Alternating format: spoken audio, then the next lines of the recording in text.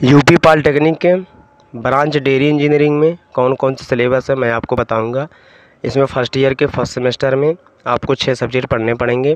पहला foundation communication, दूसरा applied mathematics first A, तीसरा अप्लाइड फिजिक्स फर्स्ट, चौथा IDET introduction to dairy engineering and technology, पाँचवा engineering drawing, छठवां applied mechanics and machine component.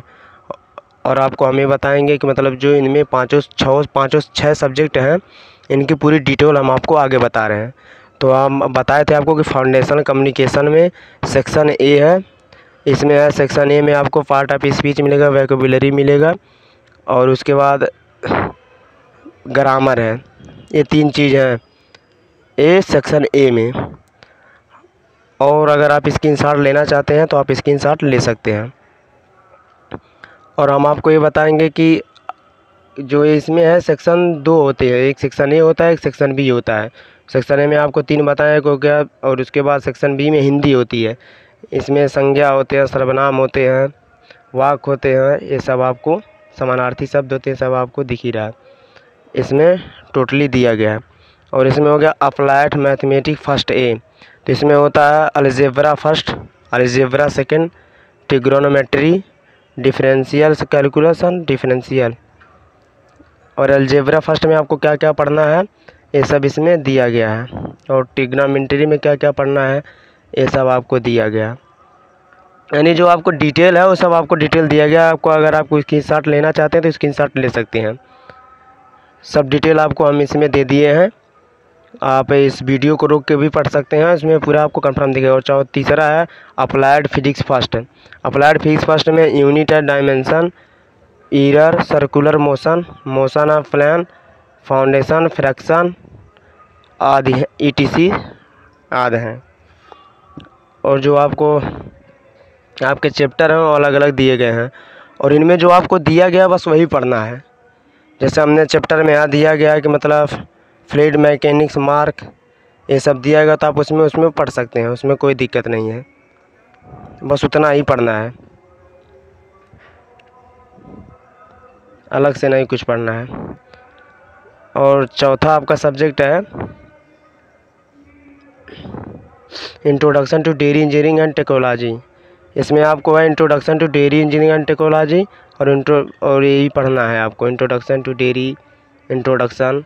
इसमें आपको बताया जाएगा मतलब डेयरी इंजीनियरिंग के अंतर्गत क्या क्या आता है। जैसे मिल्क रिसीविंग के बारे में दिया है। डेयरी टेक्नोलॉजी में जो आपको पढ़ना है प्रैक्टिकली भी पढ़ना है, थ्योरेटिकली भी पढ़ना है, इसमें आपको दोनों पढ़ना पड़ेगा। और पांचवा है इंजीनियरिंग ड्राइंग। इंजीनियरिंग ड्राइंग तो दोनों ब्रांचों में रहता है और सब्जेक्ट भी दोनों ब्रांचों में रहती है, लेकिन इंजीनियरिंग ड्राइंग इसका जो पेपर आता है वो मैकेनिकल में अलग आता है और डेयरी इंजीनियरिंग में अलग आता है।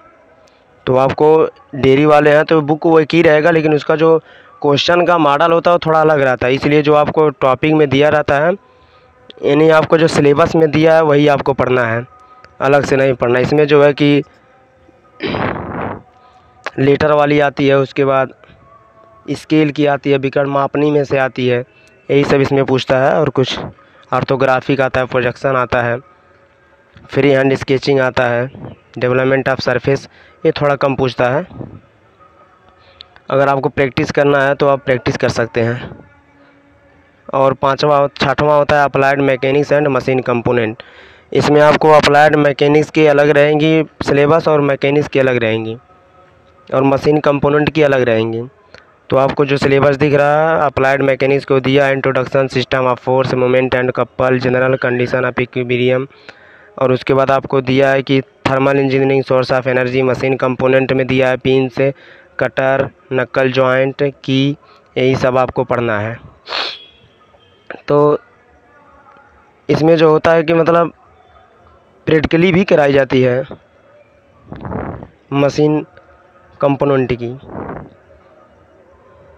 तो मशीन कंपोनेंट में आपको जो प्रैक्टिकली कराई जाती है यहाँ दे दिया जाता है कि brief idea of loading, pin, surface, spring, ये सब जो इनकी सिलेबस दी गई हैं इन्हीं के अंतर्गत। अगर आपको वीडियो अच्छी लगे हो तो subscribe, like, share and comment करना ना भूलें।